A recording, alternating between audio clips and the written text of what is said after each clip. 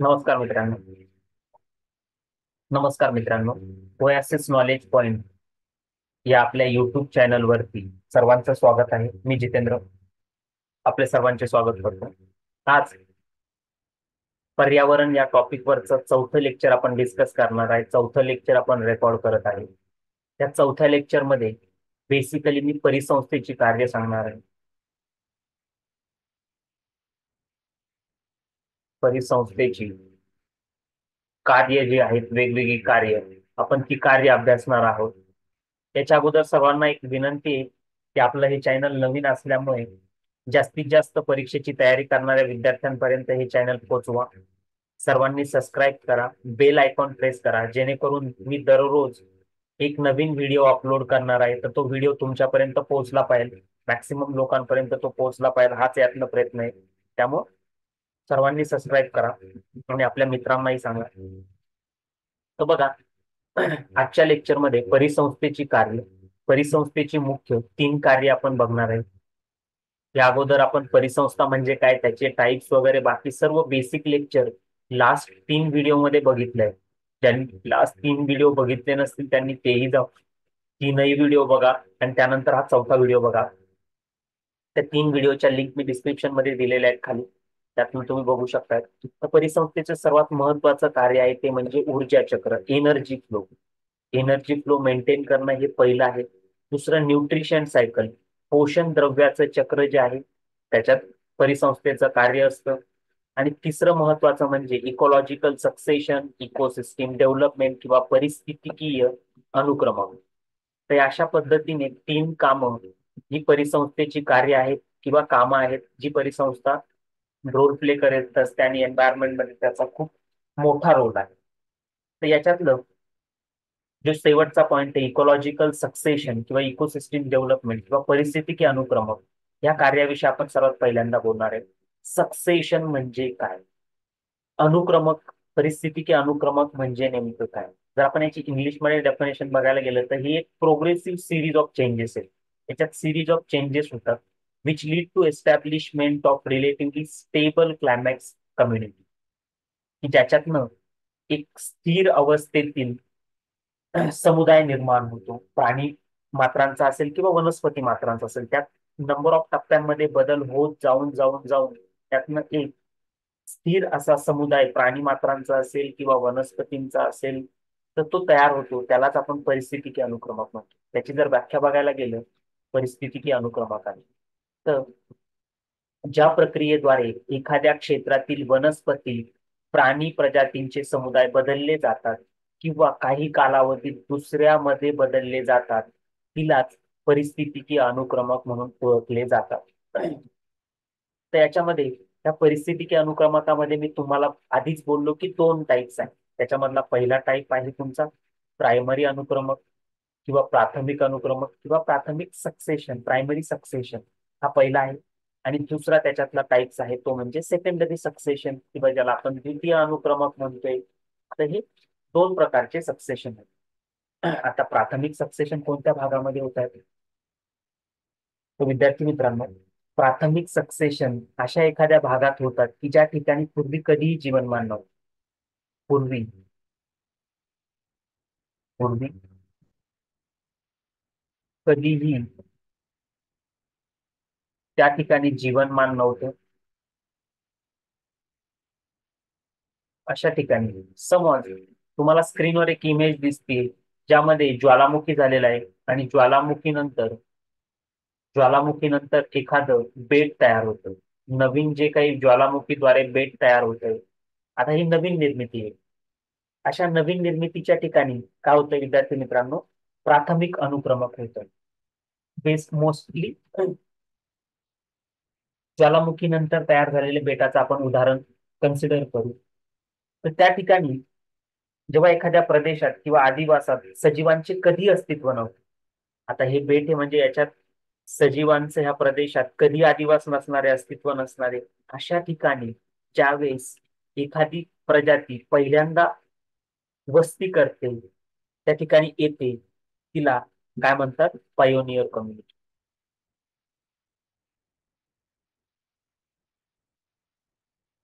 Pioneer community म्हणतात. आता मागच्या इमेज मध्ये मी तुम्हाला बेट दाखवलं, त्या बेटावरचा लावा हा थंड झाल्यानंतर त्या ठिकाणी बघा, तुम्हाला आता या स्क्रीनवरती या दगडावरती छोट्या छोट्या वनस्पती दिसत आहेत, तिथे या काहीतरी छोट्या वनस्पती सारखं दिसत आहेत. आता हेच काय आहे मित्रांनो, त्याला आपण लायकेन आणि मॉसेस, मॉसेस असेल, लायकेन असेल, तर ह्या जीवजाती त्या ठिकाणी सर्वात पहिल्यांदा अस्तित्वात येतात. आणि त्या लायकेन हळूहळू ह्या जागेमध्ये दगड लूज करायला लागतात. लायकेन आल्यावरती दगड लूज होतात. ओव्हर द टाइम पिरियड त्या दगडाचं कन्व्हर्जन मातीत होऊन त्या लायकेनचं शेवटी टप्प्यांमध्ये बदलत जाऊन जाऊन वनांमध्ये रूपांतर. आता ह्याच लायकेनमध्ये बघा, नवीन ठिकाणी पायोनियर कम्युनिटी म्हणून, प्राथमिक कम्युनिटी म्हणून लायकेन आणि मॉसेस त्या ठिकाणी येतात. कुठेही ज्या ठिकाणी एक्स्ट्रीम क्लायमेट्स बघायला मिळेल तुम्हाला, त्या ठिकाणी मॉसेस आणि लायकेन बघायला मिळतात. जसं हिमालयाचं उंचीवरचं टोक असेल, माउंट एव्हरेस्टचं, त्या ठिकाणी तुम्हाला हे मॉसेस आणि लायकेन बघायला मिळेल. ते सर्वात पहिल्यांदा कलोनाइज होतात मायक्रोब्स म्हणून. आणि ज्या ठिकाणी काहीही जीवनमानाची संधी नाही, त्या ठिकाणी हे सर्वात पहिल्यांदा संधी निर्माण करतात. एखाद्या प्रदेशात आणि अधिवासात कधीच अस्तित्व नव्हतं अशा ठिकाणी ते अस्तित्व निर्माण करतात. आणि त्या भागामध्ये ओव्हर द टाइम पिरियड बघा, सुरुवातीला ज्या ठिकाणी मॉसेस अँड लायकेन होते त्या ठिकाणी आपल्याला आता ह्या छोट्या छोट्या वनस्पती दिसायला लागतात. त्याच्यामध्ये अजून बदल होत जाऊन जाऊन, त्याच्यामध्ये बदल होत जाऊन जाऊन असे वेगवेगळे टप्पे गाठले जातात. जसा पहिला टप्पा आहे, त्या पहिल्या टप्प्यामध्ये मॉसेस आणि लायकेन आहे, त्यांचे छोटे झुडपं झालेत, मोठी झुडपं, ही झुडपं वाढत जाऊन जाऊन वृक्ष झाले, वनस्पती झाले, हे टप्पे वाढत जातात. तर हे सर्व काय झालं, प्राथमिक अनुक्रमक झालं. यालाच आपण प्रायमरी सक्सेशन म्हणतोय. म्हणजे त्या लायकेन पासनं, मॉसेस पासनं शेवटी कशात कन्व्हर्जन झालंय, वनांमध्ये झाले. तर हे प्राथमिक अनुक्रमक आहे, वेगवेगळे टप्पे गाठल्या जातात आणि वनांमध्ये कन्व्हर्जन होतं. आता याच्यात जे लायकेन आहे, लायकेन मध्ये दोन यांचं सिम्बायोटिक रिलेशनशिप आहे. लायकेन एक म्हणजे अल्गी, ज्याला आपण शैवाल म्हणतोय. लायकेन म्हणजे काय, शैवाल. आणि दुसरं फंगी, फंगस म्हणजे कवक. यांचं हे सिम्बायोटिक रिलेशनशिप आहे. लायकेनलाच आपण दगड फुलही म्हणतो. हे सर्वात पहिल्यांदा एखादा पायोनियर स्पेसिस म्हणून ज्यावेळेस लायकेन येतंय, तर ते लायकेनचा अर्थ काय आपल्याला माहित असावा, त्यामुळे तो इथे एक्सप्लेन केलेला आहे. याच्यावरती प्रश्नही आलेला आहे ऑलरेडी, पायोनियर स्पेसिस म्हणजे काय किंवा लायकेन कशाचं रिलेशनशिप आहे, तर ते अल्गी आणि फंगसचं रिलेशनशिप आहे. हे मस्ट लक्षात ठेवा मित्रांनो. अशा पद्धतीने प्रायमरी सक्सेशन होतं. प्रायमरी सक्सेशन झालं की द्वितीय सक्सेशन किंवा सेकंडरी सक्सेशन किंवा द्वितीय अनुक्रमक. तर द्वितीय अनुक्रमक म्हणजे नेमकं काय, म्हणून कोणत्या भागात होतं बघा. द्वितीय अनुक्रमक अशा ठिकाणी होतं की ज्या ठिकाणी पूर्वी जीवनमान होतं. काय म्हणतोय तुम्ही, पूर्वी या ठिकाणी वनस्पती आणि प्राणी जीवन होतं. काय म्हणतोय मी, या ठिकाणी पूर्वी प्राणी असेल किंवा वनस्पती असेल, दोन्ही प्रकारचं जीवन या ठिकाणी होतं पूर्वी. ठीक आहे. आणि त्याच्यामध्ये काही बदल होत जाऊन, सिक्वेन्शियल चेंजेस होत जाऊन जाऊन सेकंडरी सक्सेशन होतं. आता प्रायमरी सक्सेशन झाल्यानंतर त्या ठिकाणी द्वितीय सक्सेशन होऊ शकतंय का, होऊ शकतंय. कधी होतं, त्या ठिकाणी वनांना आग लागली. वनात समजा आग लागली, आग लागल्यानंतर त्या ठिकाणचं पूर्ण प्राणी मान असेल, प्राणी जीवन असेल, वनस्पती जीवन असेल, त्या ठिकाणी उद्ध्वस्त होणार आहे. किंवा याच्यातलं दुसरं एक्झाम्पल आहे, वनात आग लागणे, त्या ठिकाणी द्वितीय सक्सेशन होऊ शकते, द्वितीय अनुक्रमक होऊ शकतोय. किंवा सेकंड म्हणजे स्थलांतरित शेती.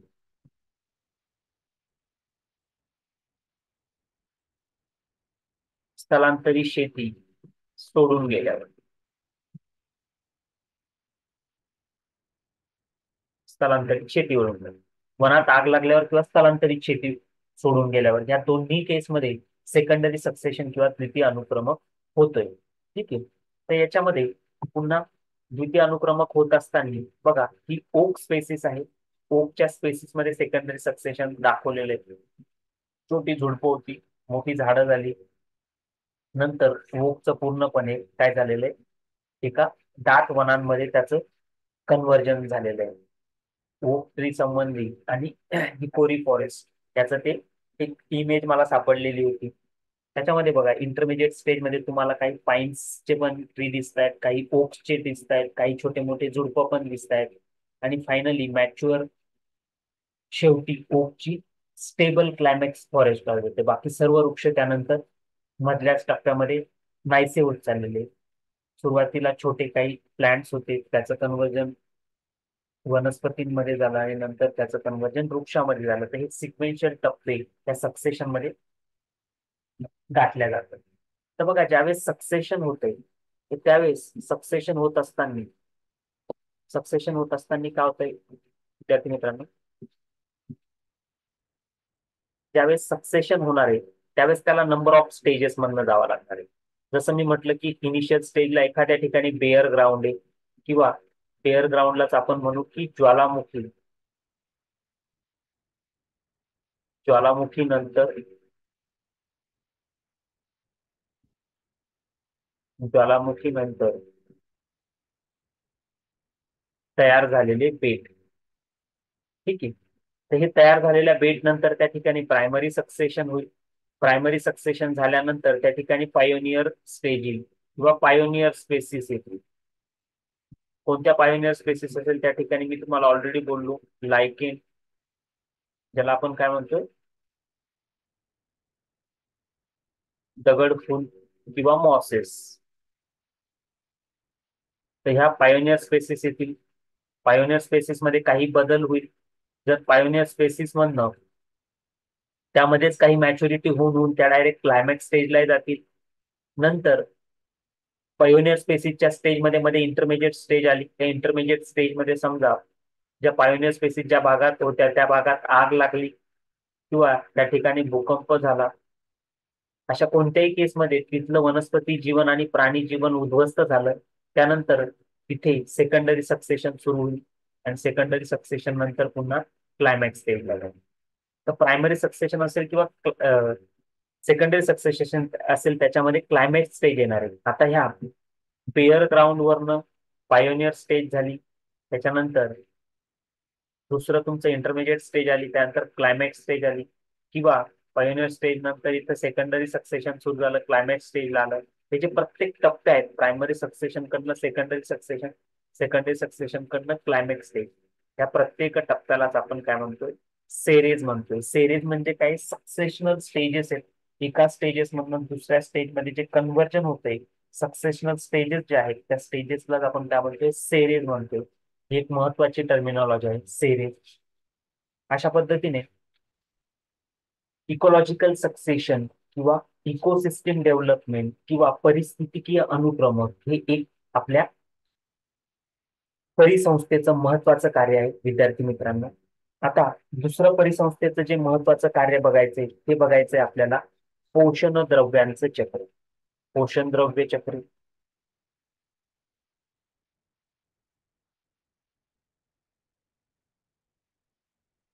पोषण द्रव्य चक्र, तर हे दुसरं महत्वाचं कार्य आहे.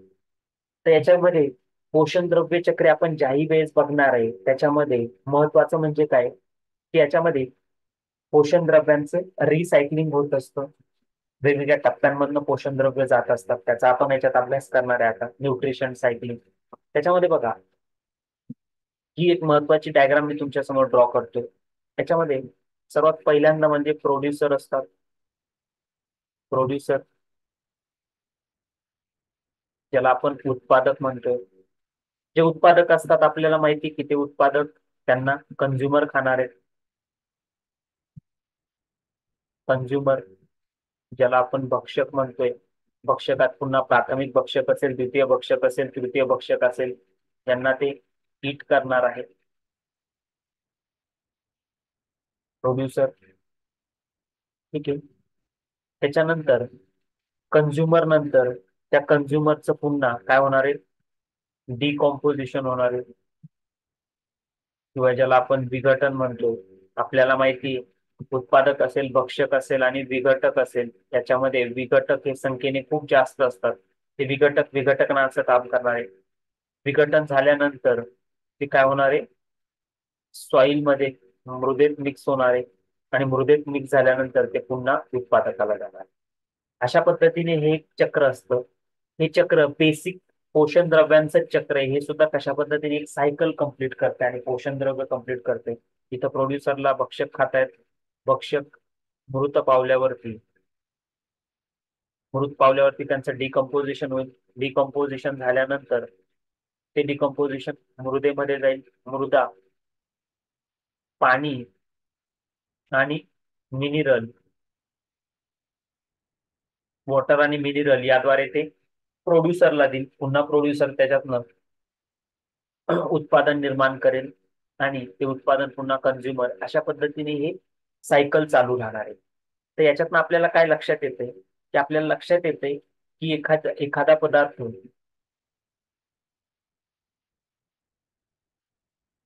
जैविक घटकाकडून जैविक घटकाकडून अजैविक घटकाकडे जातोय.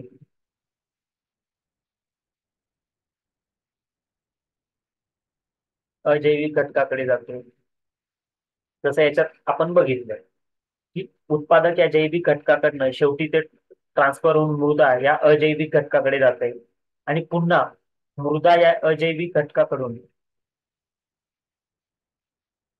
मृदा या अजैविक घटकाकडून पुन्हा उत्पादक या जैविक घटकाकडे जात आहे.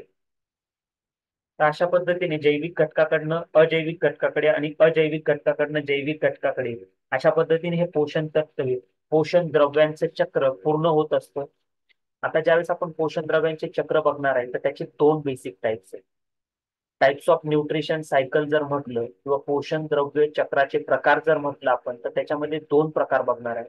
त्याच्यामध्ये पहिला आपला आहे की परफेक्ट न्यूट्रिशन सायकलिंग, परफेक्ट पोषण द्रव्य चक्र.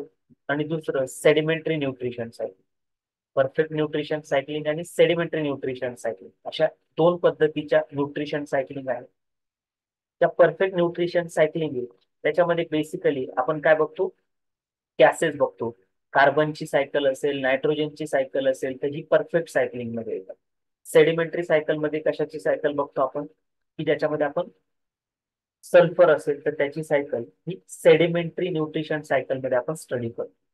तर बघा, परफेक्ट आणि सेडिमेंटरी न्यूट्रिशन सायकल याच्यामध्ये फरक आहे. जी परफेक्ट न्यूट्रिशन सायकलिंग आहे याच्यामध्ये विद्यार्थी मित्रांनो सर्वात महत्वाची गोष्ट म्हणजे न्यूट्रिशन एकदम फास्ट पद्धतीने रिप्लेस केल्या जातात. आणि ज्या परफेक्ट न्यूट्रिशन सायकलिंग असतात त्या बेसिकली गॅसियस नेचरच्या असतात. गॅसियस नेचर असतात, गॅसियस सायकल असतात. याच्यामध्ये मी तुम्हाला एक्झाम्पलही सांगितलं. एक्झाम्पल काय सांगितलं, कार्बनची सायकल असेल कार्बनची सायकल असेल किंवा नायट्रोजनची न्यूट्रिशन सायकल असेल. त्या दोन्ही सायकल आहेत. त्या दोन्ही सायकल इतक्या फास्ट पद्धतीने रिप्लेस केल्या जातात. ज्या पद्धतीने ते वापरल्या जातात त्याच पद्धतीने रिप्लेस केल्या जातात. त्यामुळे एकदम फास्ट असतात. गॅसेस असल्यामुळे सुद्धा फास्ट त्याचं केल्या जातं. आणि ज्या सेडिमेंटरी सायकलिंग असतात त्या सेडिमेंटरी सायकलिंग मध्ये मेजरली आपण सल्फरची सायकल स्टडी करतो. आणि याच्यामध्ये या सायकल मध्ये महत्वाचे कारक जे असतात तर ते कारक म्हणजे याच्यामध्ये इरोजन,